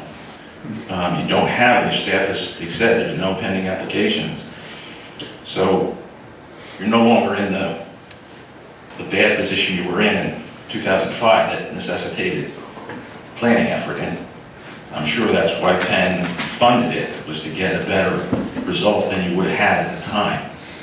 You can't say that that's true now. So in my view, what you should take away from this is to say you did a planning process and you determined that your current mapping designations for those 4,000 acres is inappropriate because there's T&E constraints, there are wetland constraints, there's other water resource constraints, there's infrastructure constraints, and the development potential is not what it's currently mapped to accommodate. So I would say option 2 would be your best bet, and just redesignate those lands according to the criteria in your own rules and say you historically have a mapping problem and you're correcting a mapping problem, not establishing a pilot. Which gets me to the point that the pilot, the whole concept of sub-regional planning here is all premised upon the need to, I think it's a false premise, to compensate development restrictions that don't really exist. And that's what I asked for last time, that you look more closely at the actual development potential, recognizing all the constraints on that 4,000 acre forest block. Because I don't think the development potential is anywhere near what you think it is, and then you're transferring that and magnifying it by at least fivefold, minimally fivefold, into 350 units in the receiving area. So it seems to me way out of whack. And there's no real need for it because you don't have an applicant breathing down your neck with a gun to your head. So and you're bending yourself into a pretzel on all the complexities to accommodate a development need potential that doesn't exist for a developer that doesn't have a proposal before you. So, Candy's point about take a step back and do planning, plan based on the actual environmental conditions and regulatory constraints of the parcel in question. The questions I had, okay, that one's answered, not this. The original Evesham Medford plan didn't have, I didn't find a recommendation in it for the Pinelands Commission to establish a regional growth area anywhere near the size or density or total units that was in option 3. So if you're selling this as consistent with the original plan, I don't think that's consistent. If you could, again, it wasn't apparent in the presentation, how many acres at what density and how many total units were recommended by that original task force plan? I didn't see that. Maybe I missed it. And there was another point, and it was made a couple of times, that somehow this task force, this local Evesham Medford task force, could not consider the CMP. It was a commission grant, and it was the steering committee. Candy represented the commission on the standing committee.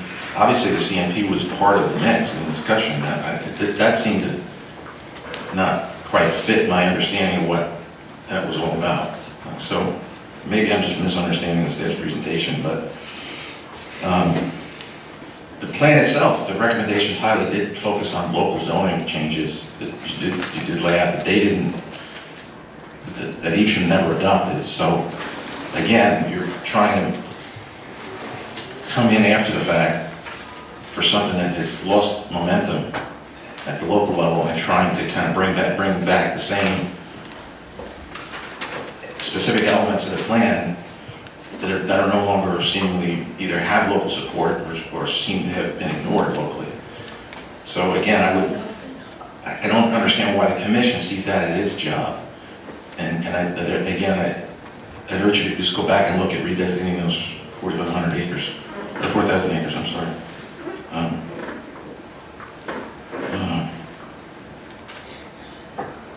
And whether it's an on-site treatment plant or whether it was going to be connections to other plants, wouldn't that, again, require, doesn't that conflict with the plan now? So you're setting up a concept under a pilot, and this is, again, troubling.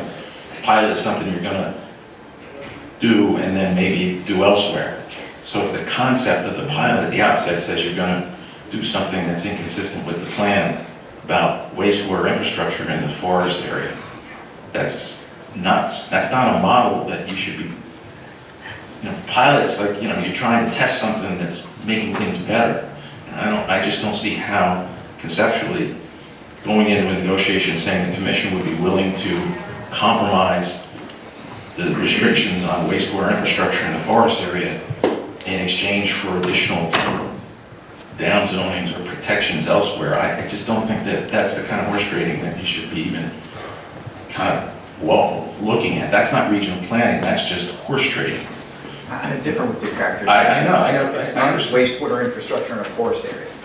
We're creating more forest area, and the compensation is creating wastewater infrastructure. This goes to whether regional the growth. original designation was valid based on your own criteria.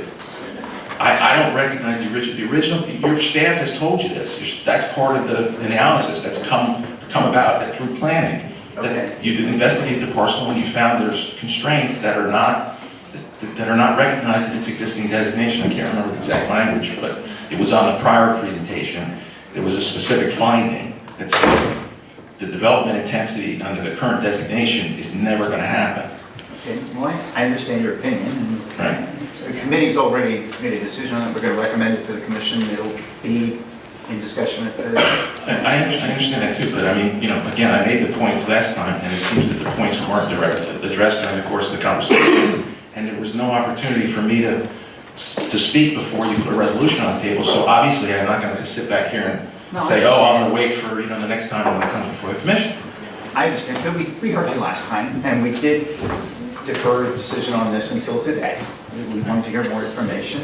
Mr. Chairman, in fairness, I sent you a very specific letter asking for very specific factual questions as to what the regulatory constraints on that site were, what the development potential was, and how it compared to your receiving zone. Those are main questions. Been apprised by the staff on that, so... I have not been apprised by the staff, and it was not part of the presentation. Okay. Please, don't you feel accountable to the public in any way about fact questions? I think we're very open to the public there. Anyway, not to get into debate. Thank you, Mr. I like to get into it. Yeah, I know. Fran Brooks.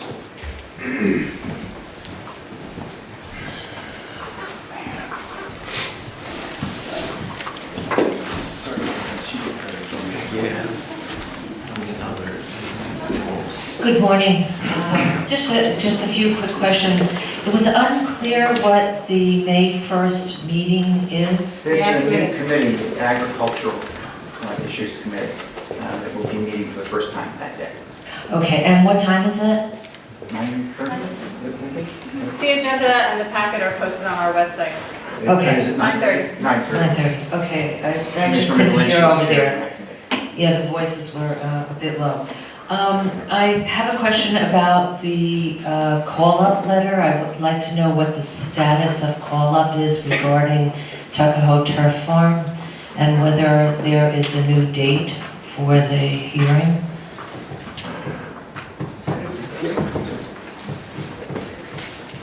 I don't know the date of the hearing right offhand.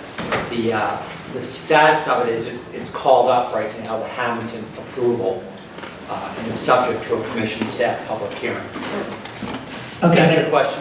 Yeah, but has a new letter gone out? If you don't know the date, does anybody know the date? I think the date of the hearing that was set has not come yet, so we would not reschedule the hearing date. If you check with me after the meeting, I'll be glad to provide you the dates. Okay, Chuck, I appreciate that. And I'd just like to reinforce the, Mr. Prickett's statements about maybe looking into university assistance with regard to T&E investigations or determinations, because Monmouth College isn't the only college around, and there is a huge amount of expertise in our region, and that would be a good source to go to for It's a good assistance. idea, and it sounds like the staff has been trying it, so. Yeah, well, I hope they pursue it. Right. Yeah, I mean, one condition One example. doesn't mean, Let's continue exactly. to try. Yes, that's real. Thank you. Thank you.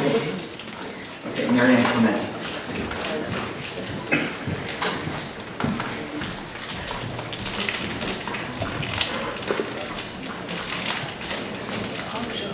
Hi, thank you. Mary Ann Clement, Barnegat.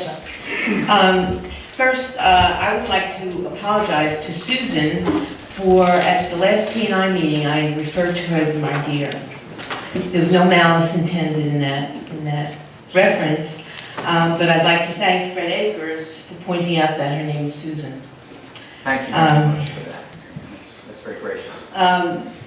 Secondly, I'd like to ask, who is Commissioner Jackson's replacement on the P&I committee? There has been no one appointed to fill that vacancy yet. Oh, okay. But there will be. It's my practice to invite commissioners to tell me where they would like to serve, and so the commissioners understand that. Anyone who's interested in filling that vacancy will let me know. All right. Commissioner Barr, has he been assigned to any committee yet? No. Okay.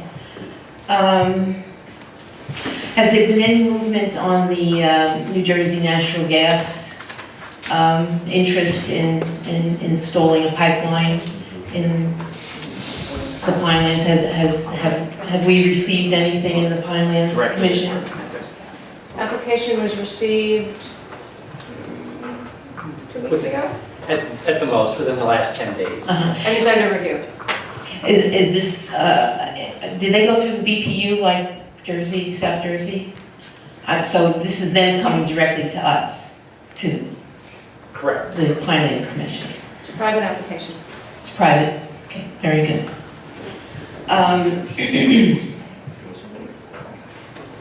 I just want to comment on, I think that, I'm sure many of the public feel the same way on the T&E kinds of reviews that go on in terms of applicants having their own companies do that review. That's having the fox in the hen house, clear and simple. And it's so easy to get outside expertise. I agree on the educational institutions. This would be a wonderful opportunity for them to get involved in this kind of thing. In addition to it being an excellent learning experience for students at the universities to participate with those professors that might be qualified to do such studies for the Pinelands Commission. And in terms of having on staff, maybe you could have 3 FTEs, full-time equivalents.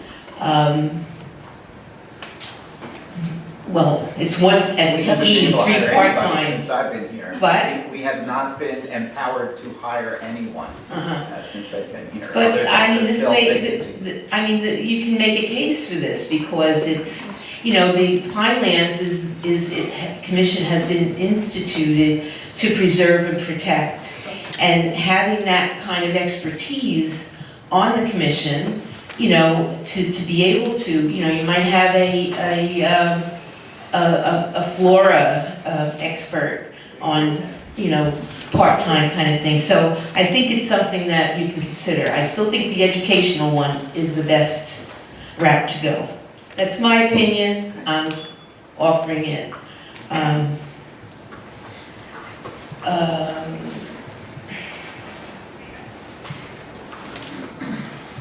Okay, and I also agree that this could be a niche. I don't see it as a conflict because one of my questions was, is there a time limit on this conflict kind of thing that these companies fear in terms of working for the Pinelands as an expert as opposed to working for the applicant as an expert. So if it's just for that project, to me, that's not a conflict. That's business as usual. And these people are in business, so I don't see that at all as an issue. It is an issue, so. Just the way it is. But it doesn't have to, just the way it is, just the way it's been done before, that's, to me, it's not It's a legal acceptable. issue. Yeah. It's not a legal It issue. is a legal issue. No, it's what,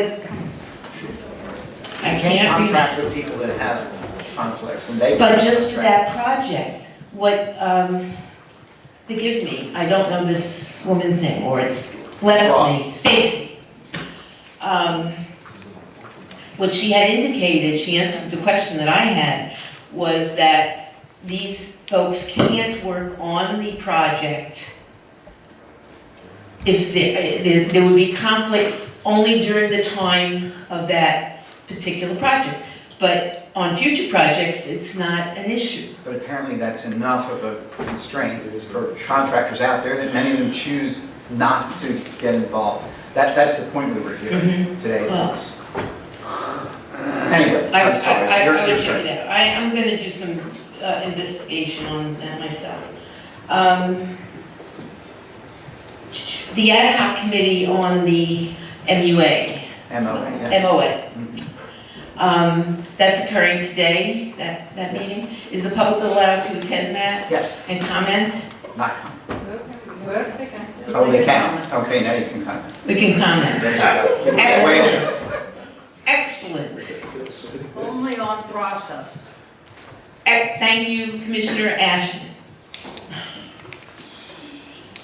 And the last, I have concerns on the standard operating procedure of staff. I was really blown away by when Mr. Akers was talking about this DEP hearing that the commissioners didn't know about. It's not our. I know it's not your hearing. So. It's being held here, it has to do with the issues around the Pinelands. You heard staff is on it. Staff is on top of it. I understand that, but when you work in a court, it goes back to my issue that I brought up, that I was also criticized for, of saying when the staff talks about issues, they say you, your, whatever. When you work for a company, theoretically, I'm a business person. When you work for a company and you are staff on that company, everything is our.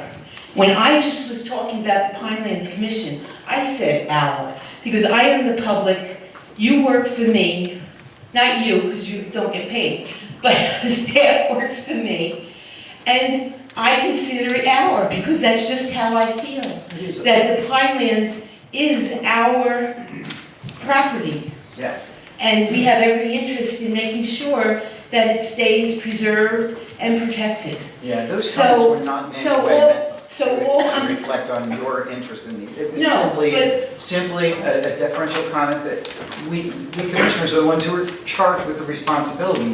That's all. I understand that. Okay. But I think that when you work in business, I consider it my obligation as a senior manager in a company, because that's what I was. It was my obligation to make sure that my boss understood everything that was going on that could blindside him or her in the future. That's all I'm saying. And I think that some public entities need to start operating a little bit more like businesses in certain respects. Certain respects, no. But in managing respects, I think that it's good practice to adopt. Thank you. Okay, thank you. All right, Lee Sorens. Maybe they could increase our salary. Yes, increase our salary. Double it.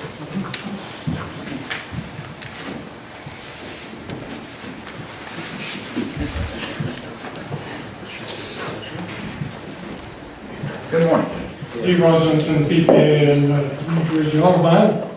First of all, thank you, Mr. Chairman, for bringing up the whole T&E survey subject, which, I just feel so silly that I didn't remember that I had done that, and I actually asked in public, how did this happen? That's why I had to remind you.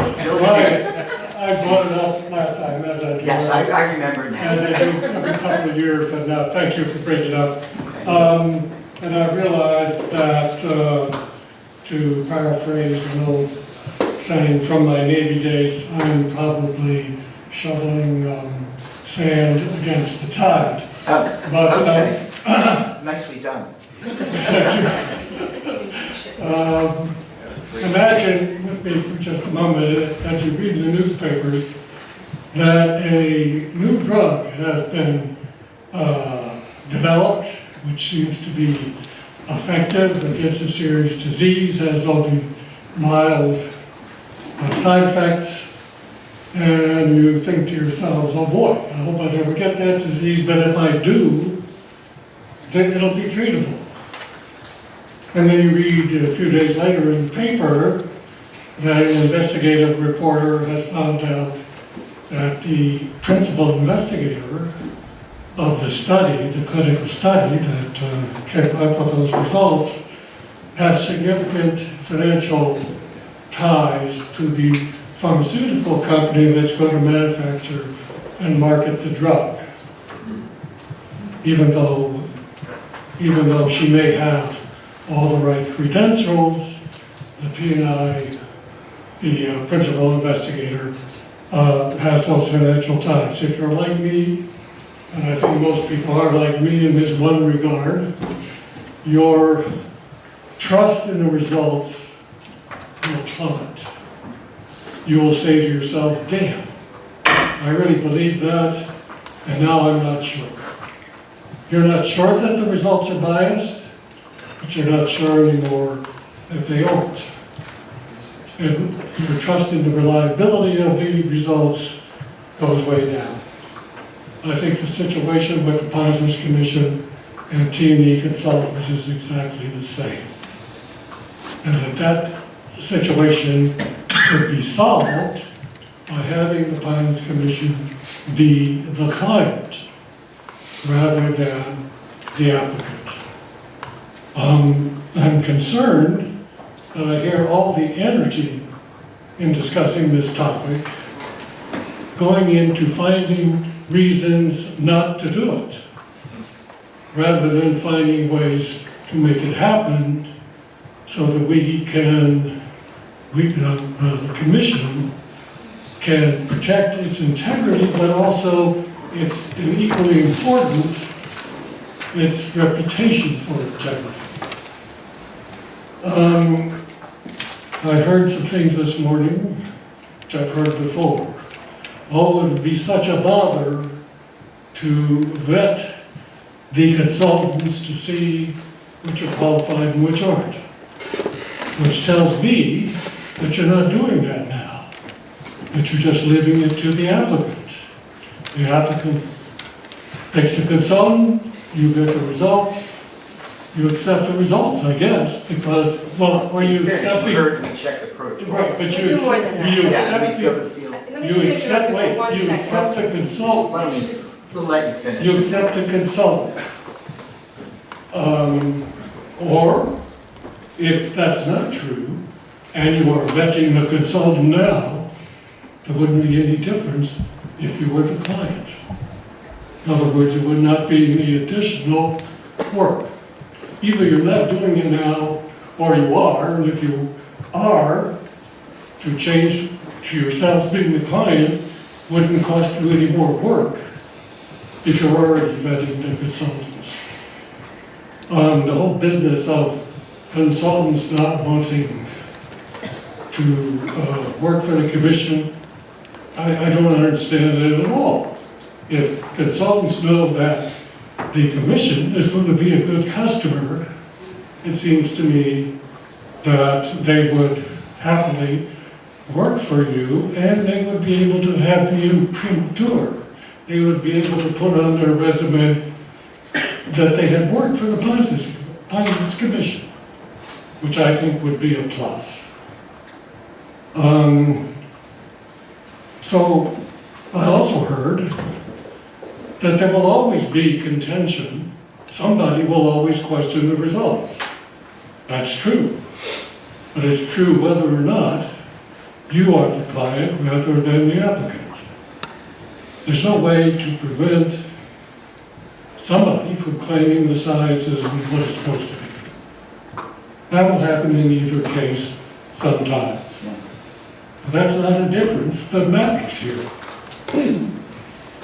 So I would submit that in the present situation, nobody who has a sense of how good science is done, how good studies are done, would find the data you're using reliable.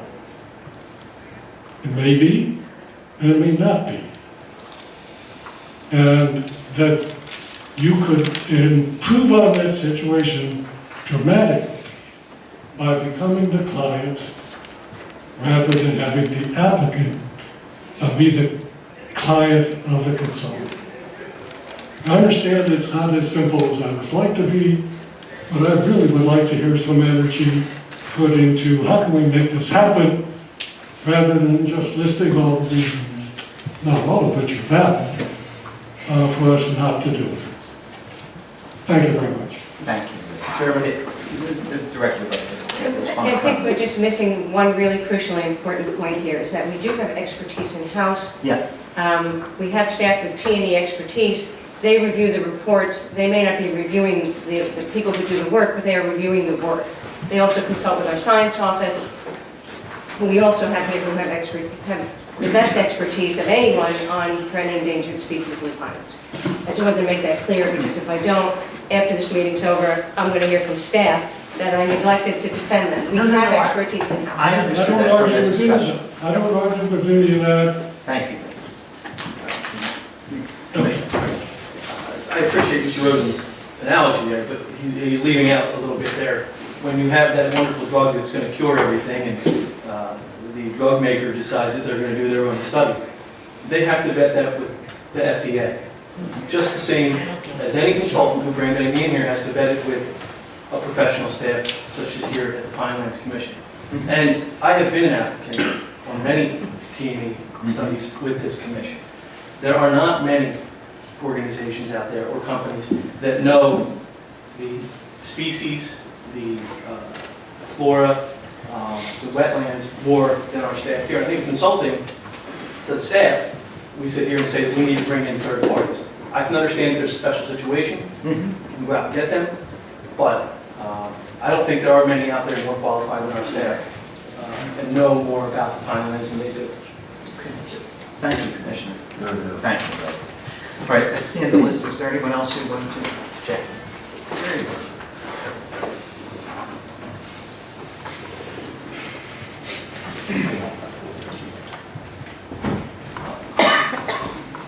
That's an idea.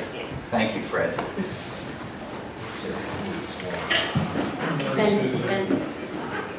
Thank you, Fred. Jay Amunier from Franklin Township. I noticed when I looked at the website in the preparation of this meeting and the subsequent meeting that we have electronic packets included on the web. Thank you, thank you, thank you. And all of that,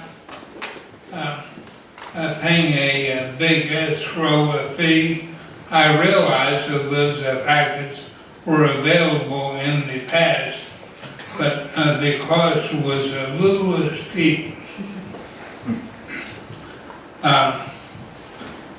With regard to the T&E study matter, I can understand how some of the people don't trust the opinions of a hired consultant whose client is the applicant. What I don't understand is why people would, well,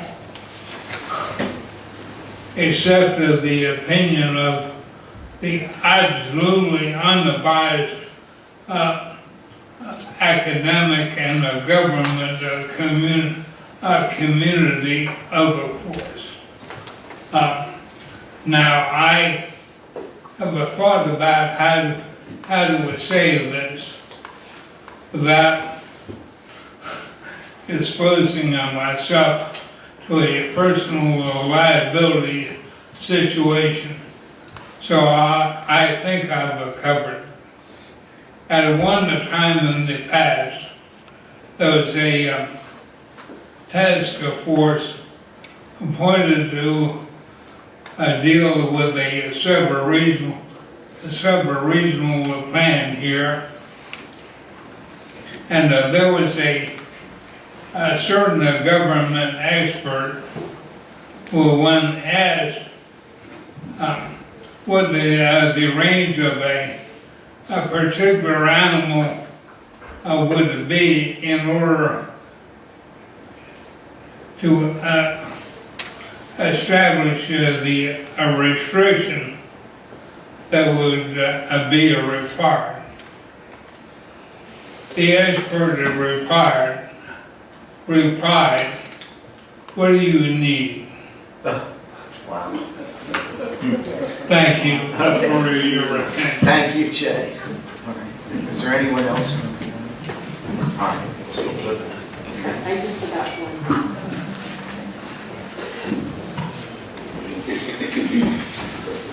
Remember, when we get that MOA. I'm sorry, Marianne Clementi from Barnett. I skipped one of my things, because I wrote more than I intended to originally talk about. In terms of the T&E stuff, I mean, I'm from Barnegat, and there was a T&E study done by the Walters Group in the conservation area in Barnegat. And there were lots of, and I think this was documented, lots of things the Walters Group did to make sure that the pine snake would not be around for a protracted period of time. So it just, I think keeping it independent, not government, I think independent in terms of private enterprise is the best way to go. Thank you. Thank you. All right, with that, we'll close the public portion. Does staff have anything they want to add to the agenda at this point? No? Any committee members have anything they wanted to add for the good of the order? No? All right, seeing no comments, hear a motion to Chairman, you just adjourn. might want to point out that as of this morning, we have changed the date of the commission meeting from Thursday night Oh, yes, to the thanks. following Friday morning. Yes, we had planned an evening meeting for May, which would have been the evening of Thursday, May 7th. That unfortunately winds up being in conflict with a rather important event that many commissioners want to attend. What event is that? Commissioner Galetta is being recognized by the Hamilton Lions Club as their Citizen of the Year. So that's open to the public.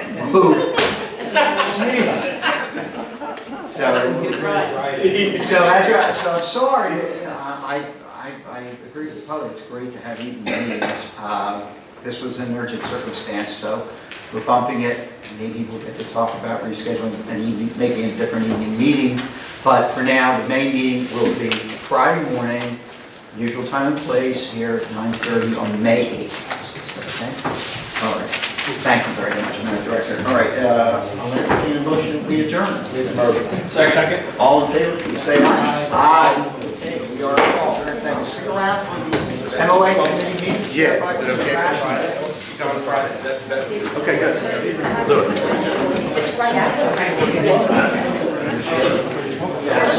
I've got a separate sign-up sheet for the MOA committee. I didn't want to have them both out at the same time to be confused, so I'm going to put them on the table.